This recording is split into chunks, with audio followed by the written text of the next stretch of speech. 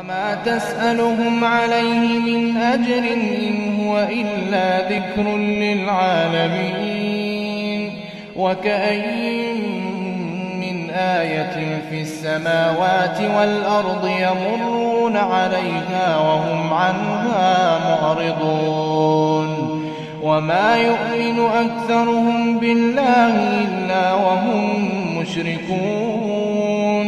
أفامنوا أن تأتيهم غاشية من عذاب الله أو تأتيهم الساعة بغتة وهم لا يشعرون.